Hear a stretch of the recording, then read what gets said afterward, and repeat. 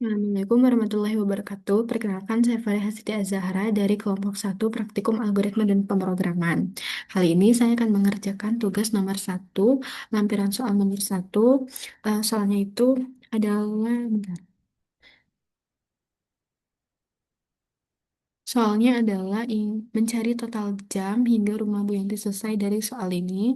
Selanjutnya itu adalah total upah yang dibayar oleh Bu Yanti dan kemudian berapa meter kuadrat per hari yang luas per hari yang bisa dikerjakan pekerja kedua tersebut. Oke, ini ketentuannya. Baik, jadi untuk deskriptif algoritma deskriptifnya itu yang pertama kita mulai dulu ya. Selanjutnya itu kita mendeklarasikan variabel A kemudian B. Nah, ini tuh AB ini tuh adalah luas tanahnya. Nih luas tanahnya itu A dikali B. Jadi kita mendeklarasikan variabel A, B kemudian C atau luas rumahnya dan D itu adalah pekerja. Nah, jadi oh iya, ini upah. Maksudnya upah. Dan ini bertipe float, serta Y dan Z bertipe integer. Kenapa Y dan Z bertipe integer? Karena jumlah pekerja yang bilangan bulat, tidak mungkin koma gitu kan.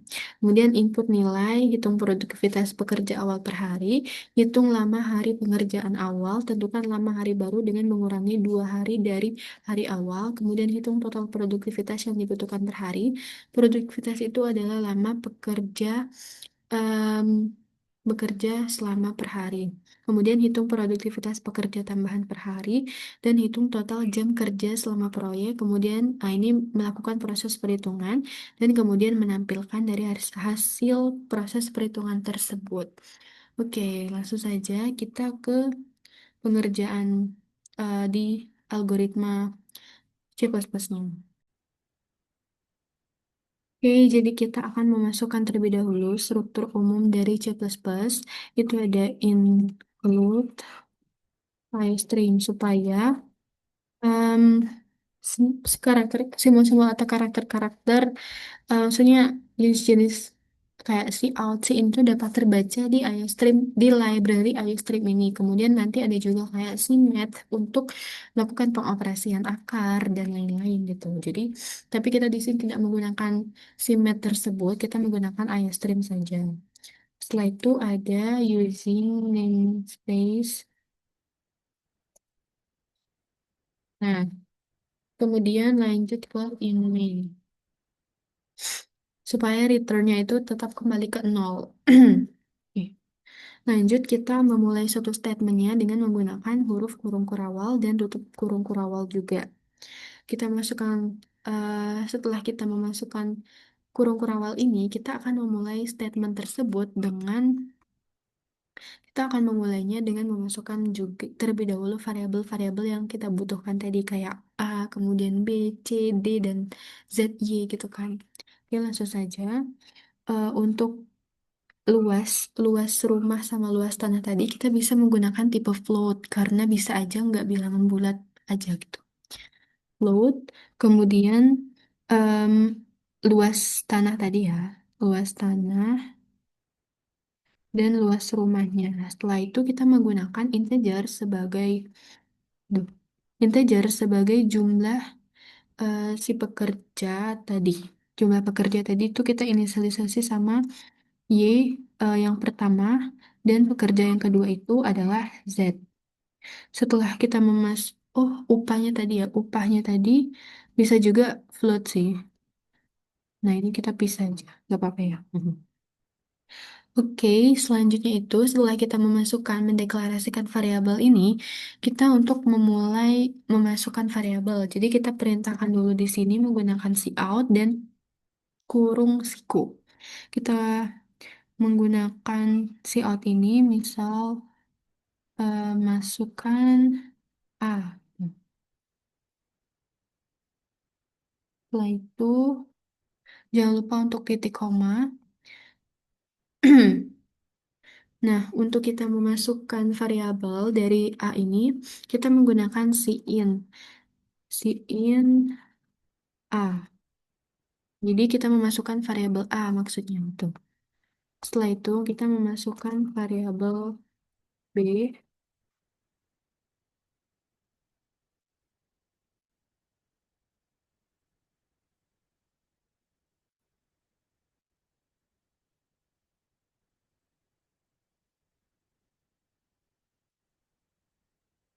Dan setelah itu kita memasukkan variabel C.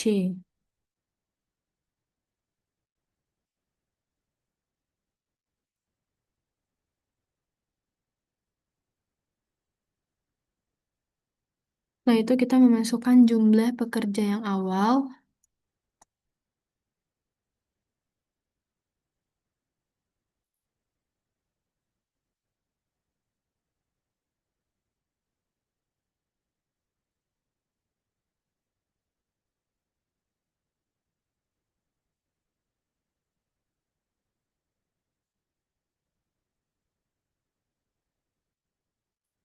Dan setelah itu kita memasukkan pekerja yang kedua.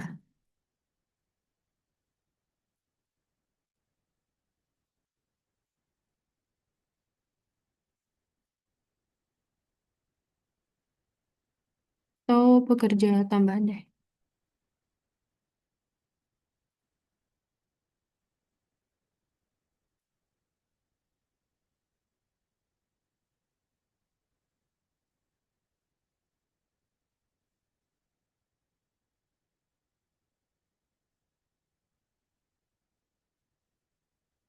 Tapi tadinya soalnya itu di sini aja deh, upahnya.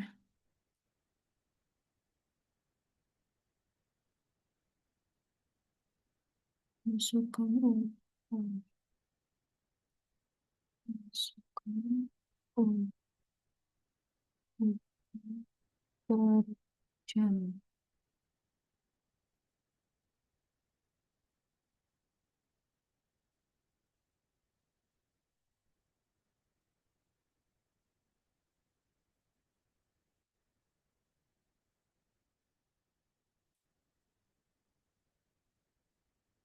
Nah, setelah kita memasukkan dari variabel-variabel ini, kita akan memulai proses perhitungannya.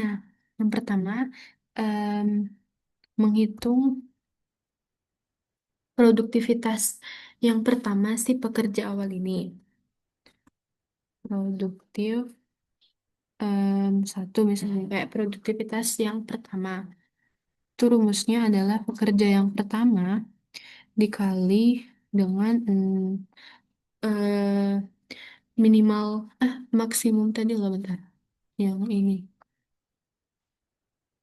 Nih, yang ini tadi, masing-masing pekerja hanya dapat mengerjakan 0,567 meter kuadrat rumah per hari.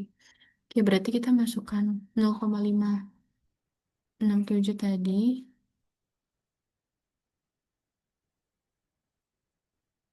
0,5. Setelah itu kita menghitung em, hari, kan tadi ada kayak disebutkan hari-harinya gitu. Jadi kita memasukkan hari yang awal dengan hari yang baru untuk menghitung keseluruhan produktivitas si pekerja tersebut. Nah, hari awal itu adalah misal luas rumahnya. Serumnya itu dibagi sama produktif.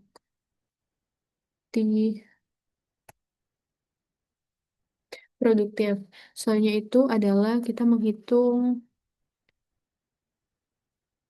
ya, soalnya adalah kita akan menghitung hari yang baru, hari baru itu dengan memasukkan nilai dari hari awal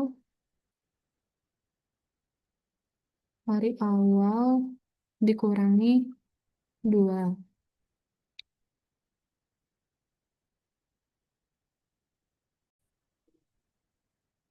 Selanjutnya kita menghitung keseluruhan total produktivitas ini dengan menggunakan tipe float lagi. Em, Float produktif total itu ialah si luas rumahnya dibagi hari baru. Nah, Setelah itu, setelah kita memasukkan produktif total yang pertama, kita akan memasukkan produktif total yang kedua. Produktif kedua itu ialah ialah produktif total tadi kita kurangi dengan produktif yang pertama. Kemudian kita bagi dengan ini jumlah pekerja tambahannya untuk melihat produktivitas pekerja yang kedua. Selanjutnya, kita memasukkan apa ini?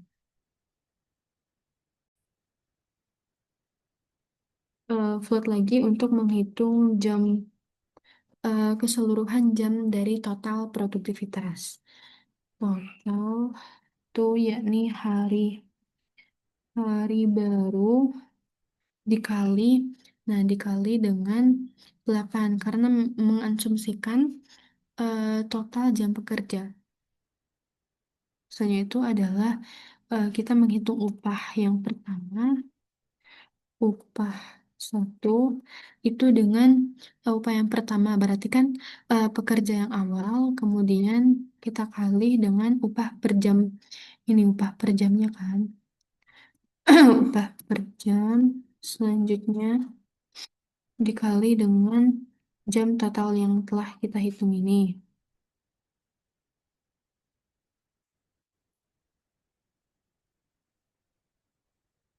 Ya. Oke, setelah kita memasukkan upah yang pertama, kita juga memasukkan upah pekerja yang kedua. Upah kedua, pekerja yang kedua ini kita kali tar karena di soalnya tadi berapa? 2,6. Nah, ini. Bu Yanti memutuskan untuk meningkatkan kinerja pekerja dengan menambahkan zat pekerja yang jauh lebih cepat kerjanya dengan upah 2,6 kali pekerja yang pertama. Berarti kita kalikan dengan 2,6 kali ini. Nah, em, jadi tadi 2 kali pekerja yang pertama berarti 2,6 dikali D. Kemudian kita kali dengan jam total.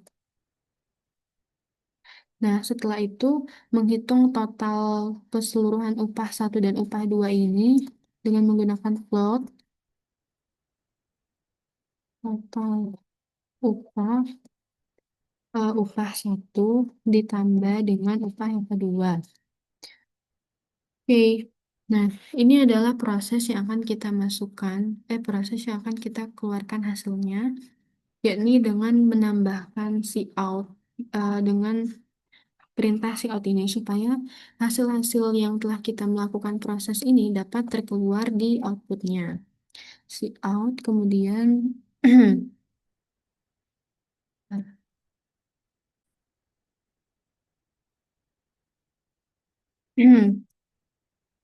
nah, ini tuh supaya ketika kita memasukkan itu ada enternya antara statement yang pertama dan statement ke selanjutnya.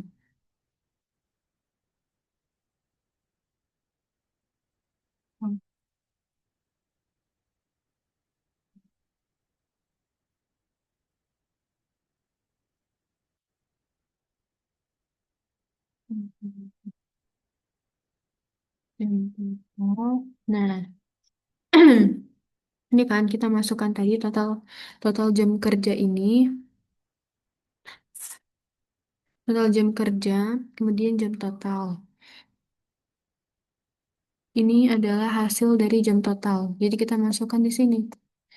Kita akan mengeluarkan dulu soalnya tadi kan disuruh untuk menghitung jam keseluruhan itu jam total hingga rumah Bu Yanti selesai. Berapa total upah yang dibayar oleh Bu Yanti dan kemudian berapa luas per hari yang bisa dikerjakan oleh dikerjakan pekerja kedua. Oke. Em, nih, setelah itu kita menghitung total upah yang dibayar.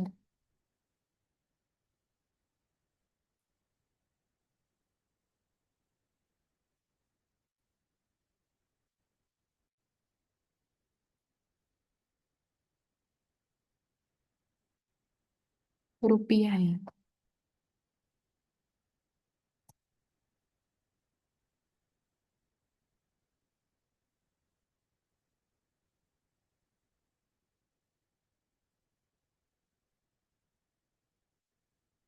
Jadi ini masukan seperti ini tuh bahwa biar supaya terbaca bahwa yang mau kita input nilai itu dari total upah. Setelah itu, produktivitas berapa luas per hari yang dapat dikerjakan oleh pekerja kedua.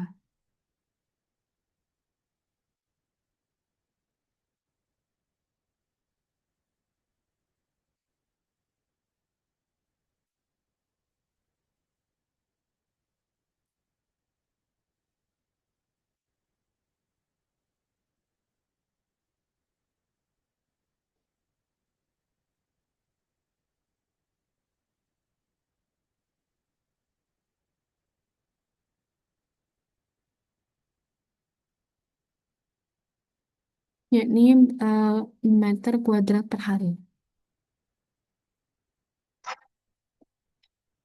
Oke, setelah itu dapat kita cetak.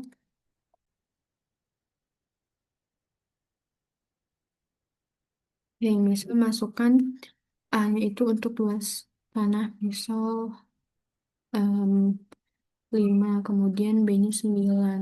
Luas rumahnya itu berarti misal 50.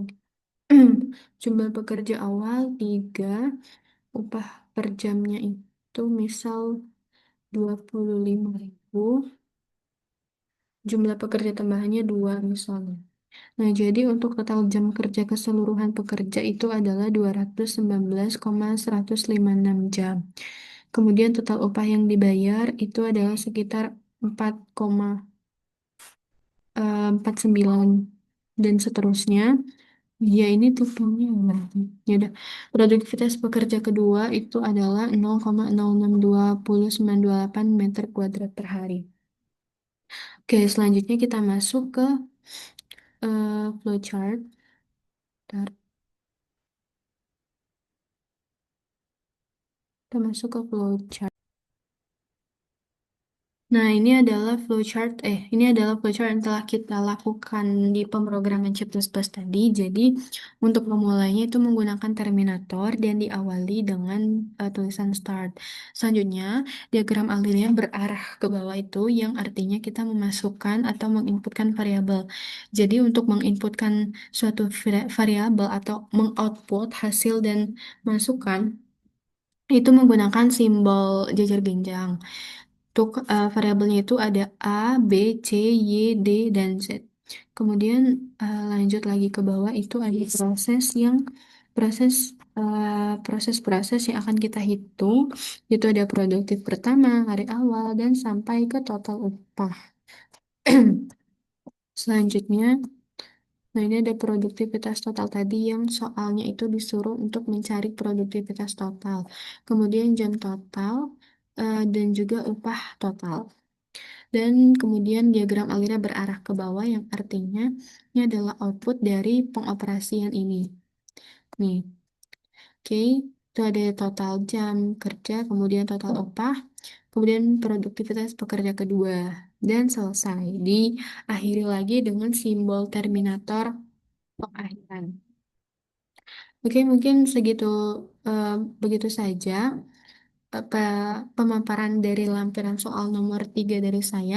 Jika ada kesalahan kata, saya minta maaf dan saya akhiri dengan terima kasih. Wassalamualaikum warahmatullahi wabarakatuh.